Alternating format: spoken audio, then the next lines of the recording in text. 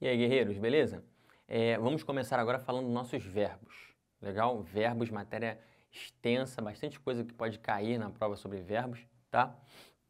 Começando aqui, galera, para essa primeira parte, que tem a ver com conjugação verbal, tá?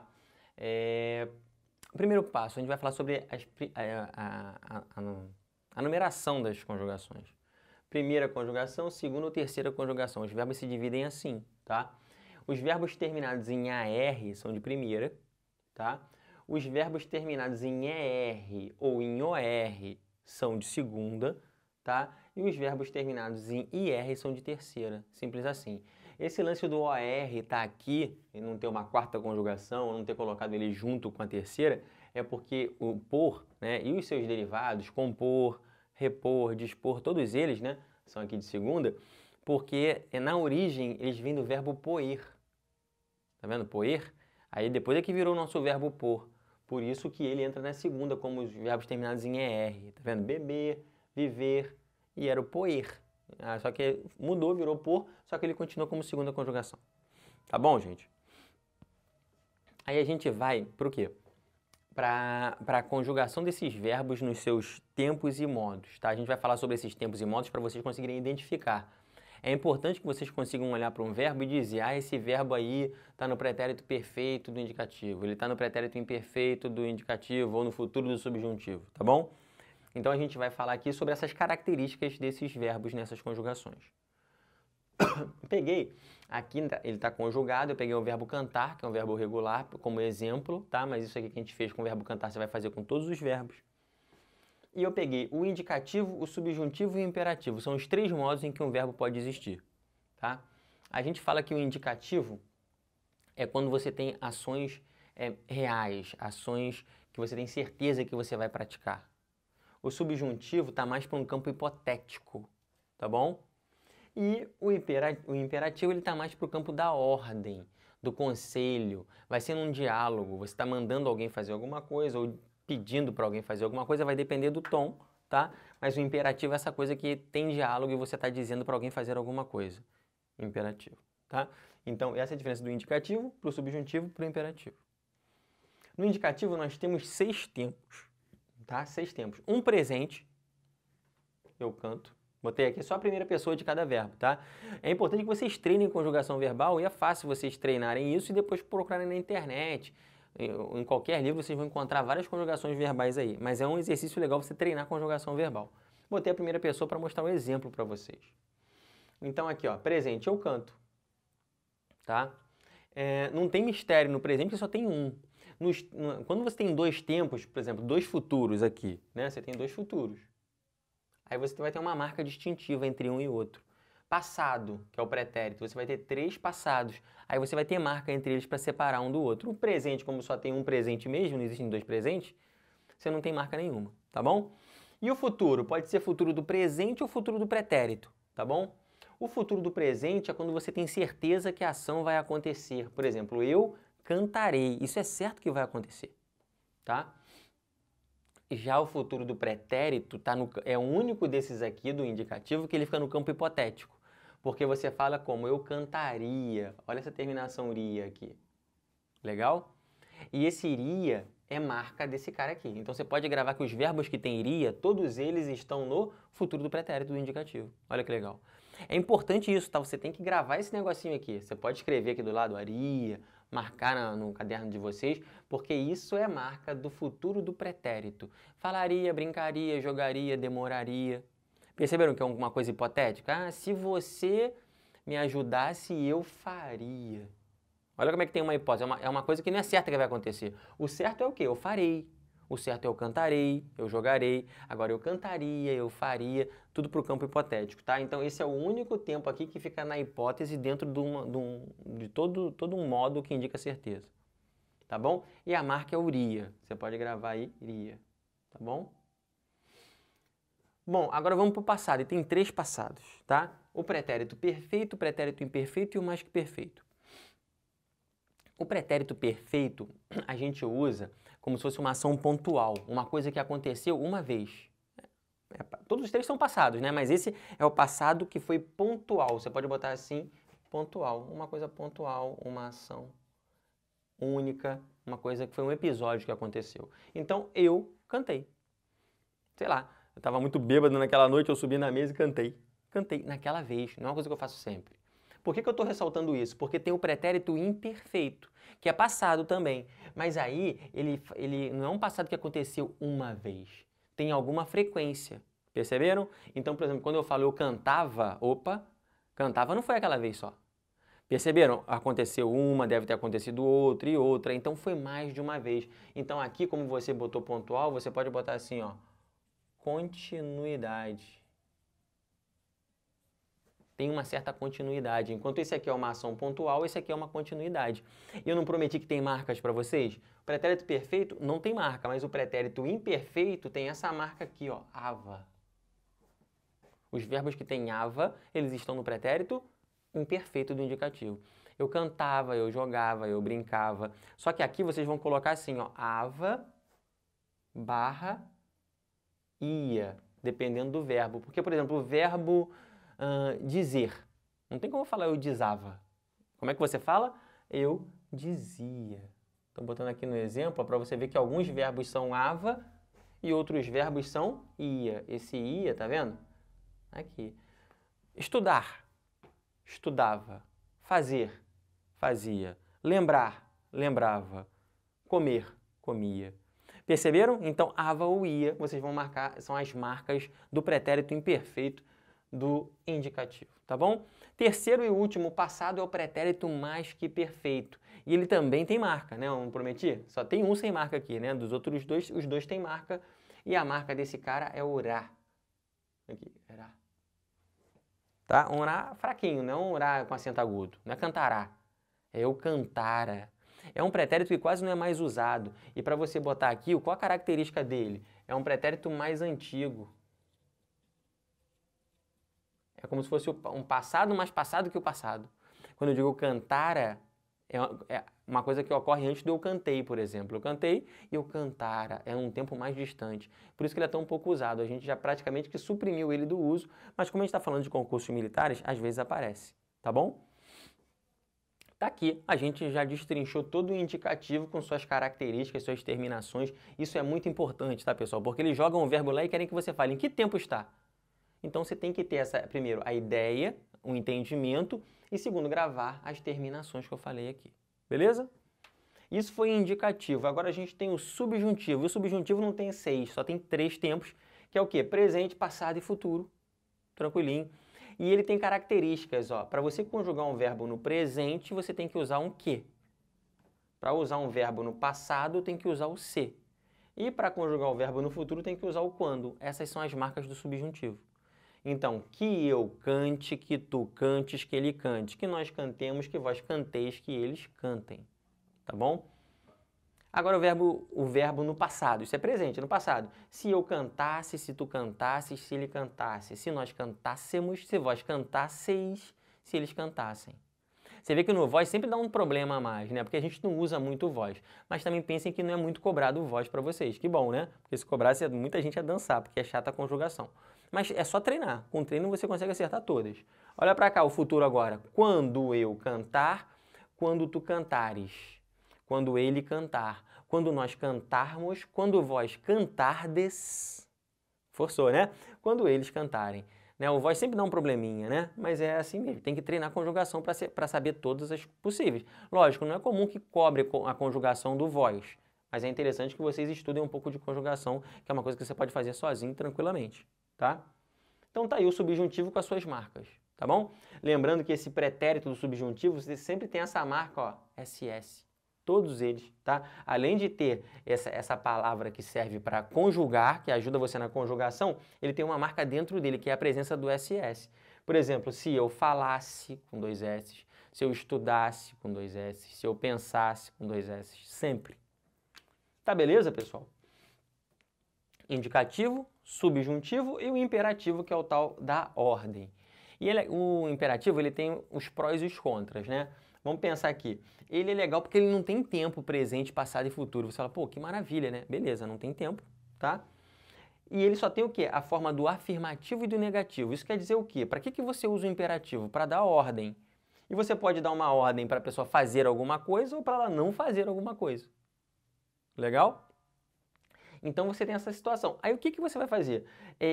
Você vai conjugar. O que dá muito problema no imperativo é o seguinte, gente, eu vou alertar logo. É que quando você fala com as pessoas, você pode chamar essa pessoa de tu ou de você. Não é assim que eu expliquei? Pode ser o tu ou você. É um jeito que você escolhe como você fala. Só que quando você chama a pessoa de você, você dá a ordem de um jeito. Quando você chama a pessoa de tu, você dá a ordem de outro. E isso complica. É isso que dá uma dúvida, mas para essa dúvida, calma que eu já tenho um macete aqui esperando, engatilhado para vocês. Tá bom? O que é importante falar do imperativo também? O imperativo não tem primeira pessoa. Para pensar. O imperativo serve para dar ordem. Como é que você vai dar ordem para você mesmo? Faça isso. Aí você fala, não, não faço. É o quê? Dupla identidade o negócio. Não tem como você dar ordem para você mesmo. Então lembrem que imperativo não tem a primeira pessoa. E o que acontece do imperativo? Ele é engraçado porque primeiro vem o verbo e depois vem o pronome. Estão percebendo? Ó, o pronome vem depois do verbo, é diferente dos outros modos. Você tem, né, o pronome e depois o verbo. Pronome e verbo. No imperativo é o contrário, vem o verbo e depois vem o pronome. São características do imperativo. Agora, o macete que eu falei que eu vou dar para vocês. Olha só, é um modo prático, é o bizu. Você tem esse bizu aqui, que é o principal, ele só serve para o imperativo afirmativo, não use no imperativo negativo, tá? Então, isso que eu estou explicando aqui é imperativo afirmativo. O imperativo negativo tem uma outra coisa que é bem simples também que eu vou explicar. Mas esse macete aqui, olha só, você vai gravar essa frase como se fosse um mantra. Fica assim, né? E fica, eu quero que você, eu quero que você, eu quero que você. Por quê, gente? Porque aqui você vai completar com tal do verbo que você está na dúvida. Pense em qualquer verbo. Quando você bota essa estrutura, eu quero que você, esse verbo que vai sair, já vai sair conjugado, você dando ordem para o você. Quer ver? Verbo pensar. Pensar. Eu quero que você... Como é que você completaria isso? Eu quero que você pense. Então vai ficar assim, ó. Pense. Olha só, já botei o você ali do lado para ficar conjugado. Tá pronto, ó. Pense em você. Conjuguei já. Pense em você. E como é que vai ser o tu? Tá ali em espaço. Agora você vai pensar, o pulo do gato é o seguinte, você vai imaginar como eu posso mandar alguém pensar sem falar a palavra pense. Pensa num outro jeito. Já até falei. Pô, pensa, cara. Pensa tu. Perceberam? Um outro jeito de você mandar pensar, esse aqui não pode, porque já foi, que é o pense você. O outro jeito de você dar ordem, no caso seria o quê? O pensa. Pensa tu. Pense você ou então pensa tu. São as duas formas de dar ordem. Entenderam como é que é o macete? Isso aqui eu fiz com o verbo pensar. Se você colocar qualquer verbo aqui, gente, vai funcionar. Eu botei o verbo pensar. Verbo de primeira, de segunda, de terceira conjugação sempre vai funcionar. Verbo sentir. Vamos lá? Eu quero que você sinta. Então é sinta você. Legal? Né? E como é que vai ser do tu? Pô, sente, cara. Sente isso aí. Sente. Né? Então vai ficar como? Sente tu. Né? Então aqui você tem sinta você e sente tu. Beleza? Tá aí, gente. Vai funcionar para todos. Isso aí é imperativo o quê? Afirmativo. E para o imperativo negativo? Para o imperativo negativo não pode usar essa fórmula. Se fizer vai dar errado. O imperativo negativo é simples. Por quê? Nada mais é do que o presente do subjuntivo. Tá? Quem é o presente do subjuntivo de um verbo? É aquele que você bota o que na frente. Tá bom? Então, só que o que você vai colocar também? Um não. Tem que botar um não, porque é imperativo negativo, né? Então, por exemplo, como eu botei aqui, ó, cante você ou canta tu? Não cante você e não cantes tu. Por quê? Porque eu estou usando esse que daqui, ó. Que eu cante, não é isso? Que tu cantes. Ó, que tu cantes. Que ele ou que você cante. Então, entendendo como é que funciona? Então, aqui é só lembrar que o imperativo negativo nada mais é do que o presente subjuntivo. Tá beleza? Tá tranquilo? Então estão aqui as conjugações verbais e a gente vai seguir dentro de verbo ainda, porque a gente vai falar agora de vozes verbais. Tá bom? E essas vozes verbais podem ser ativa, tá? Voz ativa, voz passiva, e a passiva não é nunca passiva pura, ela é ou passiva analítica ou passiva sintética, e você ainda tem a voz reflexiva. Beleza? E tudo tem a ver, quando falar de vozes verbais para vocês, pensem no seguinte. Não adianta só olhar para o verbo não, né? Como é voz verbal, você pensa, eu vou olhar no verbo, vou acertar. Não, você tem que olhar primeiro para o sujeito da oração. É verdade. A gente não falou de sujeito ainda porque a gente vai entrar em sintaxe. Mas eu estou falando de sujeitos bem tranquilões, assim. A gente sabe que tem vários tipos de sujeito estranho, né? Tem sujeito indeterminado, inexistente, oculto, blá, blá, blá. Então a gente vai ver todos eles, calma. Em sintaxe, daqui a pouco a gente está vendo isso. Mas para agora, eu quero a noção básica de sujeito, aquele elemento central da oração. Estou trabalhando com os sujeitos tranquilinhos, tá bom? Então, por que eu estou falando isso? Porque você tem que saber quem é o sujeito, por quê? Porque na voz ativa o sujeito pratica a ação. Mas você tem que saber quem é o sujeito, não é assim? Então, por exemplo, ó, o caçador abateu a ave. Quem é o sujeito nessa frase? O caçador. Como é que eu sei que ele é o sujeito? Porque eu pergunto para o verbo, ó, quem foi que abateu? Quem foi que abateu? O caçador, né? Quem foi que abateu essa ave? A resposta, o caçador. Então, ele é o meu sujeito. Aí eu pergunto para vocês, esse sujeito está praticando ou sofrendo ação? O que vocês vão me responder? Está praticando ação. Ah, o sujeito está praticando? Então, essa frase está na voz ativa. Voz ativa é aquela que o sujeito pratica. Mas perceberam? Você teve que achar o sujeito primeiro. Eu quero que vocês façam desse jeito. Se você for olhar direto para o verbo, tem questões que vão querer derrubar você. Tá bom? Confia no que eu estou falando. E na passiva? Passiva já o sujeito sofre a ação. Só que você não tem passiva pura. Se ela é passiva, é só passiva. Não existe. Se ela é passiva, ou é passiva analítica ou é passiva sintética. A gente vai ver as diferenças. Passiva analítica, o sujeito sofre, mas tem o quê? Locução verbal. Locução dos verbos. Tá bom? Olha o que eu estou querendo dizer. A ave foi abatida pelo caçador. Quem é o sujeito agora? Aí você fala, será que o sujeito é o caçador? Não, pergunta para o verbo. Quem é o verbo? Temos dois, ó. Quem que foi abatida? Quem que foi abatida? A resposta é o meu sujeito, a ave. A ave é o sujeito. Mas perceberam que agora o sujeito ele está sofrendo a ação de ser abatido? Então, o sujeito, quando sofre, é a voz passiva. E passiva de que tipo? Aí você vai olhar assim, ó. 1, 2 verbos. Então, o sujeito está sofrendo e tem 2 verbos? Passiva analítica. É isso que eu quero de vocês. Entenderam isso? Já vou até adiantar um termo sintático, que é esse cara aqui, ó, estão percebendo? E o caçador nessa história, Félix, o que ele vai ser?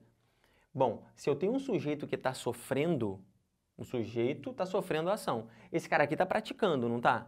Ele está agindo, não está? Ele vai receber um nome, que a gente vai ver na sintaxe, que é chamado de quê? Agente, não está agindo ele? Agente da passiva. O agente da passiva é aquele cara que está agindo quando a voz é o quê? Passiva. Olha que legal. Já vimos um termo sintático. Quando eu falar na próxima vez, vocês já vão estar sabendo do que eu estou falando. Tá bom? Isso é passiva analítica. E como é que é a passiva sintética? A passiva sintética, o sujeito continua sofrendo. Porém, você não vai ter mais os 2 verbos. Você vai ter o quê? Uma partícula apassivadora, C. A gente chama isso de PA. Partícula apassivadora, ou então pronome apassivador, seja como for, PA, tá? É o termo que a gente usa para os íntimos, e vocês já estão ficando íntimos no negócio aqui, não é isso? Então, essa é a partícula apassivadora, que é PA, essa partícula C, ela vai ter que estar nessa frase em que o sujeito está sofrendo. Olha o exemplo. Abateu-se a ave. Quando eu falo que abateu-se a ave, eu quero dizer que essa ave foi abatida por alguém. Abateu-se a ave. Quem foi? Não sabemos. Mas alguém abateu essa ave, não é isso? Mas perceberam que ela está sofrendo a ação do mesmo jeito? Então aqui, ó, dá para você dizer a ave foi abatida. Não dá para dizer que abateu-se a ave, quer dizer que nessa frase pode dizer que a ave foi abatida? Se você consegue fazer esse de trás para frente, esse negócio de, em vez de abateu-se a ave foi abatida, quer dizer, transformar essa frase da passiva sintética para passiva analítica, se você consegue fazer isso, é porque essa frase está na passiva sintética. Tá bom? E eu coloco um exemplo como esse aqui, ó. Olha para cá. Vende-se casa. Que eu já entro numa questão polêmica de sujeito aqui. E é bem legal essa frase porque engana muita gente, tá? Quando eu falo vende-se casa, quem que vocês acham que é o sujeito? É a pessoa que foi lá e pregou a plaquinha lá na porta? É a dona Jurema. Porra, tá uma plaquinha na casa da dona Jurema. Tá vende-se casa, quem é o sujeito? É a dona Jurema? Não, não é. O sujeito nessa frase é quem é? É a casa. Gravem isso, botem essa frase como um mantra também, um hino, tá? Vende-se casa, quem é o sujeito? Casa. Mas é um sujeito que está praticando a ação? Não, é um sujeito que está sofrendo. Como é que eu sei que a casa é o sujeito? Porque eu posso falar de trás para frente, eu não posso? Eu posso falar que casa é vendida. Sempre que eu puder fazer esse de trás para frente, o sujeito vai ser esse elemento lá no final. Tá bom? Então tá aí. E esse se perguntarem para vocês, vocês vão falar assim, ah, isso aí é uma partícula passivadora, é um pronome apassivador. E se perguntarem para vocês qual a voz dessa frase, vocês vão falar o quê? Voz passiva sintética. Olha quanta coisa que a gente está fazendo aqui. Eu estou falando de sujeito, eu estou falando de classificação do C, que é PA, e estou falando de classificação da voz verbal, que é passiva sintética. Isso aí é um combo, né, da lanchonete, é o sanduíche, é a batata e o refrigerante. Perceberam? Então eles estão sempre juntos. Quando você consegue fazer de trás para frente, você tem essas três consequências. Mais para frente a gente vai ver situação em que você não consegue. Você vai ter um combo completamente diferente, que aí no lugar do seu refrigerante vai ter um suco, em vez de batata é salada, o sanduíche já não tem cheddar. A gente vai ver isso aí mais para frente. Beleza, galera? Então tá aqui, passiva sintética. A gente tem a voz reflexiva, e na voz reflexiva o sujeito pratica e sofre a ação simultaneamente. Tá? Olha o exemplo. O caçador feriu-se. Quando eu falo que o caçador feriu-se, ele praticou alguma ação? Sim, se ferir. Ele sofreu? Sofreu. Então ele praticou e sofreu ao mesmo tempo? Então é a voz reflexiva. Tá bom? Lembrando que não importa a intenção, para a gramática não importa a intenção. Se eu falo que ele se machucou ou machucou-se, tanto faz, né? Ele praticou e sofreu a ação. E um detalhe, vocês estão vendo que tem a partícula C depois do verbo, né? Aqui eu também botei depois. Se por um acaso viesse antes, ia mudar alguma coisa? Nada. Então fiquem ligados, não é só quando a partícula C vem depois do verbo. Se eu escrevesse o caçador se feriu, beleza, ia ser a mesma coisa. A gente vai ver que isso aqui é uma questão de colocação pronominal que a gente vai ver mais pra frente. Tá bom? Mas não altera em nada a classificação da voz verbal. E essa voz reflexiva ainda tem um desdobramento, tá? Que é o seguinte, olha para esse exemplo aqui, ó. Paulo e Ana abraçaram-se. Ó o C de novo aqui, né? Abraçaram-se. Isso quer dizer o quê, gente? Que agora você tem um cara que está praticando e sofrendo e uma outra pessoa que está praticando e sofrendo também. Agora tem dois elementos envolvidos. Aí você vai ter uma voz reflexiva recíproca. Porque para que haja reciprocidade tem que ter duas pessoas, pelo menos. Não é assim quando a pessoa fala, você fala, eu gosto muito de você, ela fala, o meu sentimento é recíproco. Quer dizer o quê? Que tudo que ela sente por você, você sente por ela, né? E essas coisas acontecem. Então, reciprocidade tem que ter no mínimo dois elementos, tá bom? Então isso aqui, ó, não tem reciprocidade, que é o mesmo cara. Não tem duas pessoas aqui, é só o caçador. Mas aqui tem dois elementos. Aí você tem uma voz reflexiva recíproca. Entendido isso? E olha a diferença, ó. Esse C aqui, da passiva sintética, né? Abateu-se a ave. Esse C aqui é o pronome apassivador. Confere? E esse C aqui, né? Esse e esse aqui também são pronomes apassivadores? Não. Porque isso aqui não é voz passiva, isso é voz reflexiva, não é isso? Não é voz reflexiva? Como é que você chama esse C aqui? Pronome reflexivo. Simples assim, tá bom? Então aqui ó, você já está vendo uma diferença de um C para o outro. Tá notando isso? Esse C é pronome apassivador, né? Porque você sabe que o sujeito só está sofrendo. Aqui a ave não está abatendo e sendo abatida. Ela só está sofrendo a ação de ser abatida. Aqui não, o cara feriu e foi ferido. Entenderam, gente? Então já viu como é que pode vir essa classificação do C. Vimos todas as vozes verbais. O que pode cair a mais sobre vozes verbais? Conversão de vozes. Conversão.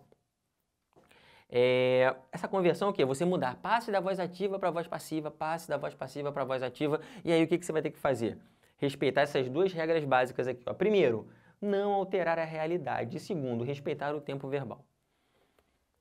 Quando eu falo não alterar a realidade, é que muita gente muda a voz verbal da frase e muda o contexto todo. Por exemplo, ó, o aluno comprou a apostila. Ah, vamos mudar. A apostila comprou o aluno. Peraí, faz sentido isso? A apostila comprou uma pessoa? Você não pode mudar a realidade. Não é para mudar o que a frase diz. Na verdade, quando você muda a voz verbal, a ação continua a mesma, tem que ser. A mudança de voz verbal é um outro jeito de dizer a mesma coisa. Entendeu isso? Então fique ligado nisso, senão você acaba mudando tudo que a frase está falando. O cachorro mijou no poste, o poste mijou no cachorro.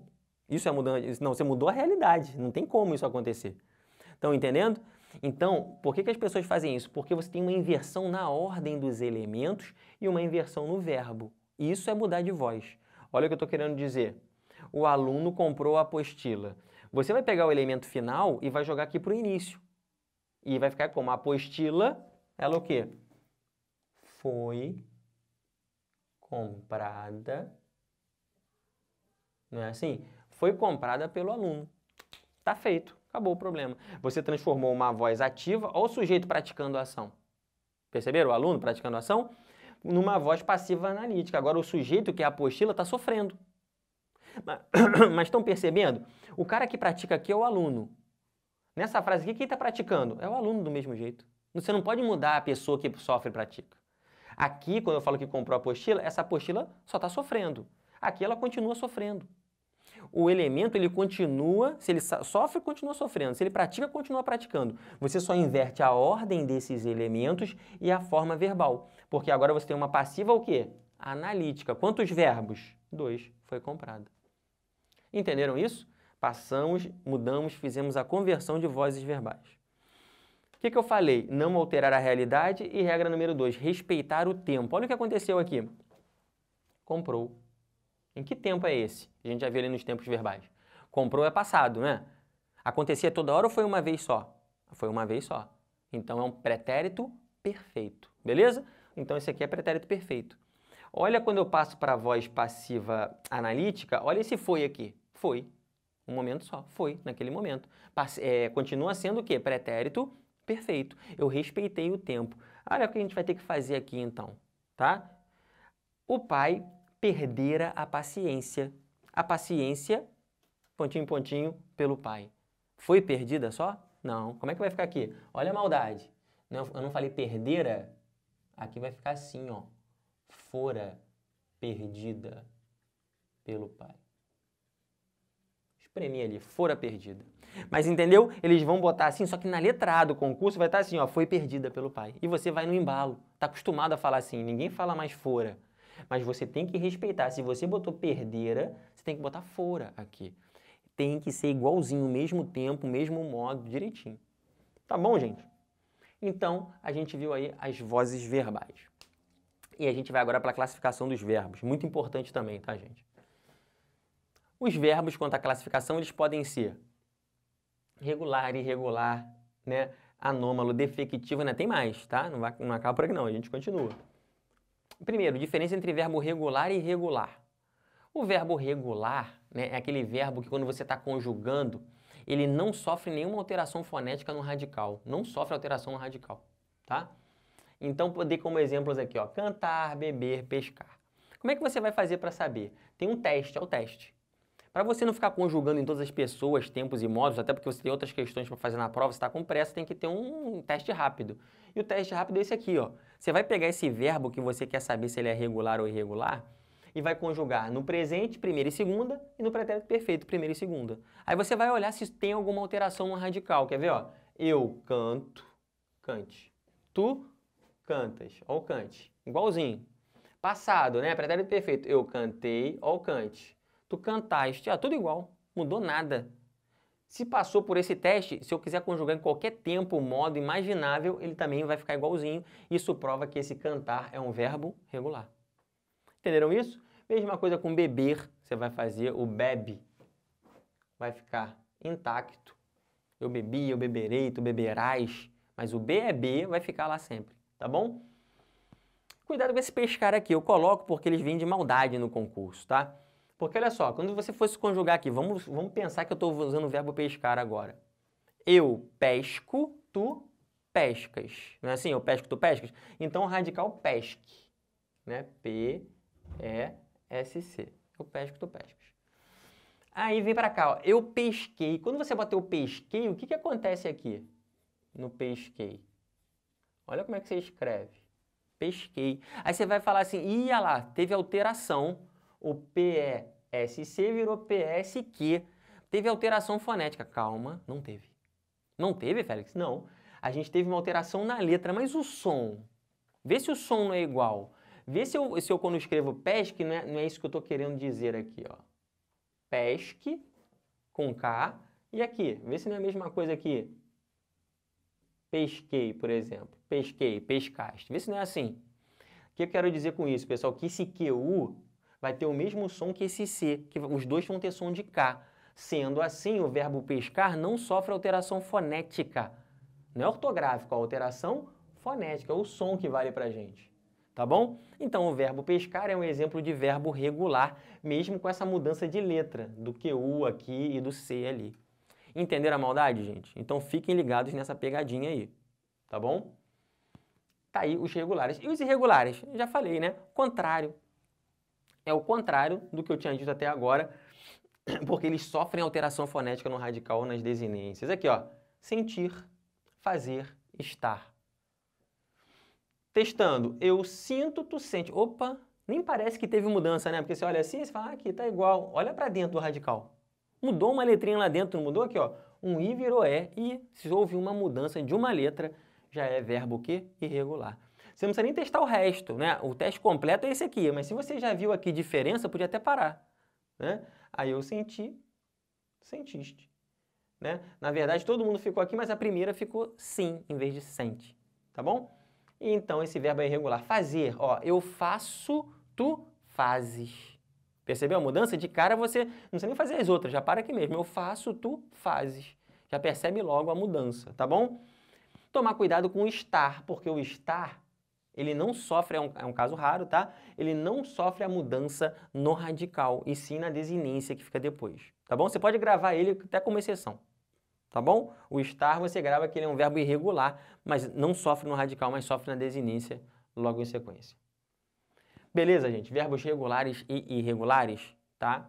Agora vamos falar de verbos anômalos. O que é um verbo anômalo? É um verbo que, quando você conjuga, você vai ter radicais completamente diferentes, muito diferentes. A mudança é gritante. Por exemplo, o verbo ser e o verbo ir. São só eles, isso é bom, né? O legal é que você não tem muitos outros ali. Não vou falar para vocês, tudo na listinha. Não, acabou. Aqui não tem listinha. São só esses dois caras que são verbos anômalos. E por que eles são anômalos? Porque quando você conjuga, não tem uma mudançazinha pequenininha no radical. É um radical completamente diferente do outro. Quer ver, ó? Verbo ser, vamos fazer o teste? Eu sou, tu és. Nossa, não ficou nada do radical, foi uma mudança completa. Por isso que algumas gramáticas eles falam assim, são verbos que têm dois radicais diferentes. Eu acho uma definição confusa, né? Porque dois parece que é dois juntos, mas não. É que ele vai assumir dois diferentes. Numa pessoa é um, na outra pessoa é outro, tá bom? Então, o verbo ir também, ó. O ir começa bonitinho, né? Eu vou, tu vais. Ainda tem um V, tu fala, pô, ainda tem um V, tá ali, né? Mas só que aí quando você vai botar no pretérito perfeito, eu fui. Ó, eu vou, tu vais, eu fui. O que sobrou? Sobrou nada. Legal? Isso você não precisa nem ver o voz, que é a voz ides. Não tem nada a ver com nada. Tá bom, gente? Então, esses são os dois verbos anômalos da língua portuguesa. Beleza? Defectivo. O que é um verbo defectivo? Verbo defectivo é um verbo que tem defeito. Defeito. Qual o defeito do verbo defectivo? É aquele verbo que te deixa na mão. É aquele verbo que você está contando com ele e você fala assim, vou usar. Não pode. Por quê? Por que ele te deixa na mão? Porque ele não pode ser conjugado em todas as pessoas, tempos e modos. Não pode, tá? É um verbo capenga. Beleza? Capenga, ele está ali, você jura que vai, ele não dá, porque você não pode usar. Por exemplo, ó, você é a princesa Isabel, você está em 1888, e você fala assim, na praça cheia, assim, você fala, a partir de hoje eu liberto os escravos. É isso aí. Você não pode falar eu abolo, galera. Não existe eu abulo. Não tentem fazer isso em casa, beleza? Por quê? Porque o verbo abolir não tem essa primeira pessoa no indicativo e nem no subjuntivo todos os tempos, todas as pessoas do subjuntivo, que eu abola, que tu abola. Não existe nada disso. Não, nem tentem, tá bom? E a gente vai ver aqui, tem uma lista de verbos defectivos. Que aí, essa lista vocês vão ter que gravar. Eu botei os principais aqui. A gente vai ter, mas não muito mais que isso. Você grava uns 10 verbos, já tá legal, tá? Por quê que eu falo que tem que gravar verbos defectivos? Porque esses aqui são verbos que você não tem as pessoas. Mas existem muitos outros verbos que ficam feio pro ouvido e tá valendo. Então, essa coisa assim, o sensor do ouvido, tá feio, então não existe. Não vai nessa não. Tem coisa que tá feio que existe, né? Então, esse aqui ficou feio, não existe, é defectivo. Mas tem muita coisa feia que existe. Por exemplo, o verbo competir. Eu compito com frequência. Eu sempre compito. Pô, mas ficou estranho, Félix. Então, não pode se basear pelo ouvido, não pode se basear no estranho. Tem muita coisa estranha em língua portuguesa que tá certa. Verbo polir. Todo final de semana eu vou lá no meu carro, né? Verbo polir. E eu pulo o meu carro todo final de semana. Ah, Félix, dá um mortal em cima do carro. Não é isso, é o verbo polir, não é o verbo polar. Coincidentemente, eles se escrevem da mesma maneira. Mas entenderam o que eu estou querendo dizer? Não adianta pensar que está estranho. Verbo lamber, eu lambo. Verbo caber, eu caibo. Verbo valer, eu valho. Então não pense ficou estranho, vou botar que é defectivo. Por isso que eu quero que vocês gravem lista de 10 verbinhos que são defectivos. Tá bom?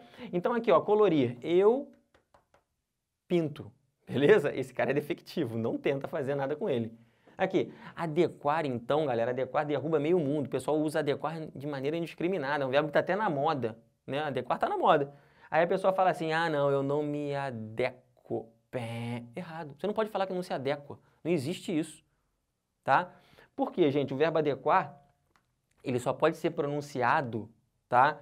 A dica que eu dou aqui para vocês trabalharem com ele, quem quiser trabalhar pode trabalhar normalmente, mas tem que tomar cuidado. Você não pode falar o verbo adequar quando a sílaba tônica estiver dentro do radical. O que eu quero dizer com isso? A sílaba forte não pode estar dentro do adec. Se tiver forte aqui, tá errado. Só pode ficar forte quando passa do radical. Por exemplo, ó, eu me adequo. Ó, deco, a sílaba tônica, tá dentro, não pode. Mas se eu falar assim, nós nos adequamos, ó, pegando o A na sílaba tônica, aí já pode. Entenderam? Então, o verbo adequar, ele não pode ser falado com sílaba tônica dentro do radical. Verbo feder, eu cheiro mal. Tá bom? Não é para falar eu fedo, eu fido. Não tentem fazer nada disso parecido. Verbo extorquir, você pode falar que cobra propina dos outros, mas não pode falar que está extorquindo, porque extorquir não existe, eu extorco. Não existe, não tentem, tá bom? Verbo carpir, que seria capinar. Você fala eu capino, mas você não vai falar eu carpo. Carpo é osso, beleza?